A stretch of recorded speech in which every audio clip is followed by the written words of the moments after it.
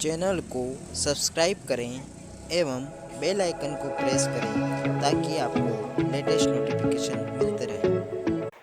सभी साथियों को नमस्कार। जैसा कि आप सभी को विदित है, एजुकेशन स्पेशल यूट्यूब चैनल एक ऐसा प्लेटफॉर्म है जिसके माध्यम से समय समय पर शैक्षणिक गतिविधियों की जानकारी पहुंचाने का प्रयास किया जाता है। आज इसी परिप्रेक्ष्य में मैं आपके लिए एनसीईआरटी की जो समकालीन भारत कक्षा 10वीं का जो थर्ड चैप्टर है जल संसाधन, उसके महत्वपूर्ण प्रश्न उत्तर आपके लिए लेकर आया हूँ। इसकी अच्छे से तैयारी करें और आपकी परीक्षा में अच्छे अंक अर्जित करेंगे।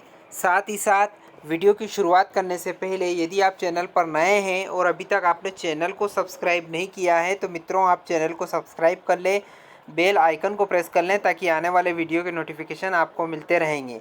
साथ ही साथ आप वीडियो को बिना स्किप किए हुए अंत तक पूरा देखेंगे ताकि पूरी जानकारी जो महत्वपूर्ण प्रश्न हैं वो आसानी से समझ में आ जाएंगे। आइए शुरुआत करते हैं पाठ्य पुस्तक के संक्षेप में। पहले बहुविकल्पी प्रश्न देख लेते हैं। नीचे दी गई सूचना के आधार पर स्थितियों को जल की कमी से प्रभावित या जल की कमी से अप्रभावित में वर्गीकृत कीजिए। तो प्रभावित क्षेत्र की बात करें तो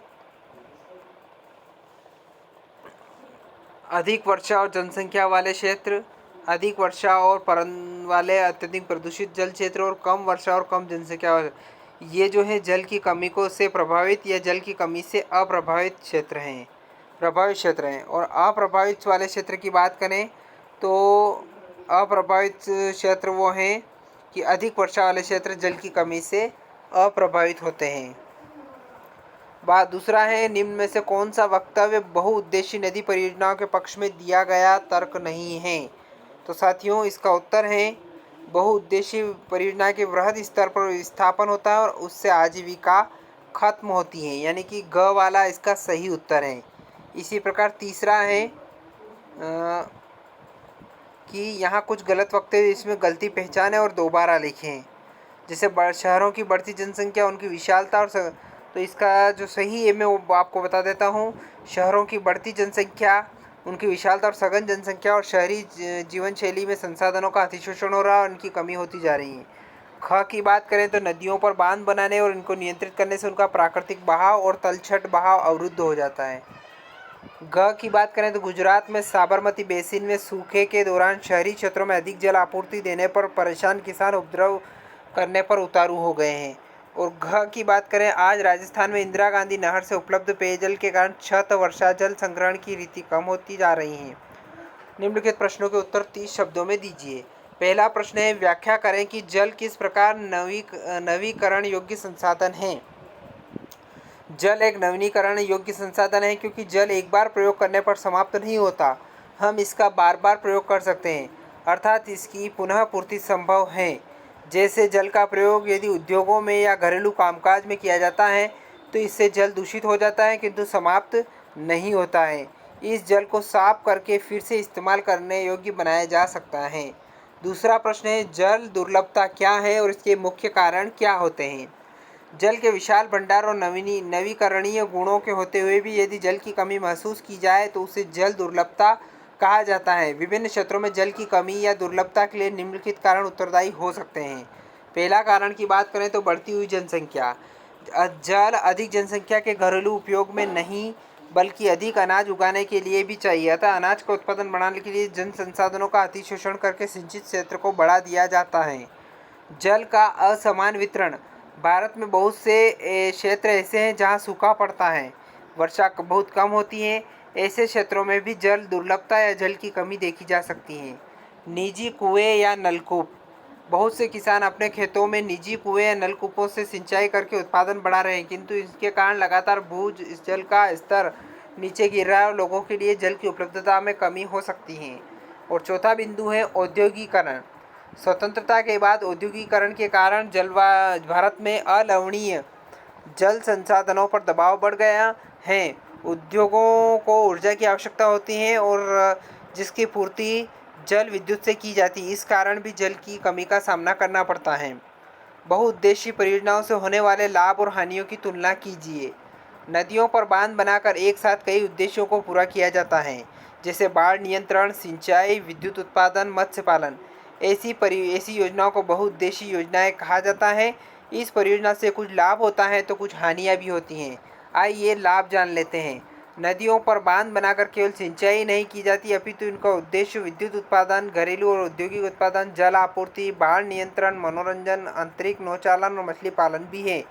इसलिए बांधों को बहुउद्देशीय परियोजनाएं भी कहा जाता है और यहाँ एकत्रित जल करके अनेक उपयोग समन्वित होते हैं। अब हानियों की बात करें तो हानियाँ पर बांध बनाने और उनका बहाव नियंत्रित करने से उनका प्राकृतिक बहाव अवरुद्ध हो जाता है, जिसके कारण तलछट बहाव कम हो जाता है। अत्यधिक तलछट जलाशय की कमी तली पर जमा होता रहता है, जिससे नदी का तल अधिक चट्टानी हो जाता है। नदी जलीय जीव आवासों में भोजन की कमी हो जाती है। बांध नदियों को टुकड़ों में बांट देते हैं, जिससे जलीय जीवों का नदियों में स्थानांतरण अवरुद्ध हो जाता है। बाढ़ के मैदान में बने जलाशय से वहां मौजूद वनस्पति और मिट्टियां जल में डूब जाती हैं। इन परियोजनाओं के कारण स्थानीय लोगों को अपनी जमीन, आजीविका और संसाधनों से लगाव और व नियंत्रण आदि को कुर्बान करना पड़ता है। अगला महत्वपूर्ण प्रश्न है, राजस्थान के अर्ध शुष्क क्षेत्रों में वर्षा जल संग्रहण किस प्रकार किया जाता है, व्याख्या कीजिए। राजस्थान के अर्ध शुष्क और शुष्क क्षेत्रों में विशेषकर बीकानेर, फलोदी और बाड़मेर में पीने का जल एकत्र करने के लिए छत वर्षा जल संग्रहण का तरीका आमतौर पर अपनाया जाता है। इस तकनीक में हर घर में पीने का पानी संग्रहित करने के लिए भूमिगत टैंक या टांका हुआ करते हैं। इनका आकार एक बड़े कमरे जितना हो सकता है। इसे मुख्य घर या आंगन में बनाया जाता है। ये घरों की ढलवां छतों से पाइप द्वारा जुड़े होते हैं। छत से वर्षा का पानी नलों से होकर भूमिगत टांका तक पहुंचता था, जहां इसे एकत्रित किया जाता था। वर्षा का पहला जल छत और नालों को साफ करने में प्रयोग होता था और इसे संग्रहित नहीं किया जाता था। इसके बाद होने वाली वर्षा जल का संग्रह किया जाता था। टांका में जल अगली वर्षा ऋतु तक संग्रहित किया जा सकता है। यह इसे जल की कमी वाली ग्रीष्म ऋतु तक पीने का जल उपलब्ध कराने वाला स्रोत बनाता है। वर्षा जल को प्राकृतिक जल का शुद्धतम रूप माना जाता है। कुछ घरों में टांकों में साथ साथ भूमिगत कमरे भी बनाए जाते हैं, क्योंकि जल का यह स्रोत इन कमरों को भी ठंडा रखता है, जिससे ग्रीष्म ऋतु में गर्मी से राहत मिलती है। आज राजस्थान में छत वर्षा जल संग्रहण की रीति इंदिरा गांधी नहर से उपलब्ध 12 पेयजल के कारण कम होती जा रही है। हालांकि कुछ घरों में टांकों की सुविधा अभी भी है, क्योंकि उन्हें नल के पानी का स्वाद पसंद नहीं है। अगला प्रश्न है, परंपरागत वर्षा जल संग्रहण की पद्धतियों को आधुनिक काल में अपनाकर जल संरक्षण एवं भंडारण किस प्रकार किया जा रहा है। प्राचीन भारत में उत्कृष्ट जलीय निर्माणों के साथ साथ जल संग्रहण ढांचे में भी पाए जाते हैं। लोगों को वर्षा पद्धति और मृदा के गुणों के बारे में गहरा ज्ञान था। उन्होंने स्थानीय परिस्थितियों और अपनी जल आवश्यकता अनुसार वर्षा जल, भौम जल, नदी जल और बाढ़ जल संग्रहण के अनेक तरीके विकसित किए थे। आधुनिक काल में भी भारत के कई राज्यों में इन परंपरागत विधियों को अपनाकर जल संरक्षण किया जा रहा है। जैसे राजस्थान के बहुत से घरों में छत वर्षा जल संग्रहण के लिए भूमिगत टांकों का निर्माण किया जाता है।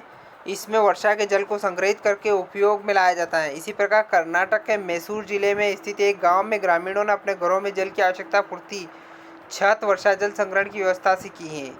मेघालय में नदियों और झरनों के जल को बांस द्वारा बने पाइप द्वारा एकत्रित करने की 200 वर्ष पुरानी विधि प्रचलित है। शुष्क और अर्ध शुष्क खेतों में वर्षा जल एकत्रित करने के लिए गड्ढे बनाए जाते थे, ताकि मृदा को सिंचित किया जा सके। राजस्थान के जैसलमेर जिले में खदीन और अन्य क्षेत्रों में जोहड़ इसके उदाहरण हैं। पहाड़ी और पर्वतीय क्षेत्रों में लोगों ने गुल अथवा कूल जैसी वाहिकाएं नदी की धारा का रास्ता बदलकर खेतों में सिंचाई के लिए लगाई हैं। पश्चिम बंगाल में बाढ़ के मैदान में लोग अपने खेतों की सिंचाई के लिए बाढ़ जल वाहिकाएं बनाते थे। यह तरीका आधुनिक समय में भी अपनाया जाता है। इस प्रकार हम देखते हैं देश के विभिन्न क्षेत्रों में आधुनिक काल में भी परंपरागत वर्षा जल संग्रहण की पद्धतियों को अपनाकर जल संरक्षण एवं भंडारण किया जाता रहा है। तो साथियों, आशा करता हूँ कि पूरे चैप्टर जल संसाधन के महत्वपूर्ण प्रश्न उत्तर आपको समझ में आए होंगे और चैप्टर आपको पूरा अच्छी तरीके से समझ में आया होगा। यदि वीडियो आपको पसंद आया हो तो इस वीडियो को आप लाइक करें, शेयर करें और कमेंट करें। एक बार और आपसे निवेदन है, यदि आपने अभी तक चैनल को सब्सक्राइब नहीं किया है तो मित्रों आप चैनल को सब्सक्राइब कर लें, बेल आइकन को प्रेस कर लें, ताकि आने वाले वीडियो के नोटिफिकेशन आपको मिलते रहेंगे। साथ ही साथ किसी प्रकार की कोई समस्या है तो आप कमेंट करके हमें बताएं। ज़्यादा से ज़्यादा विद्यार्थी मित्रों को ये वीडियो भी आप शेयर करें। धन्यवाद साथियों। जय हिंद, जय भारत।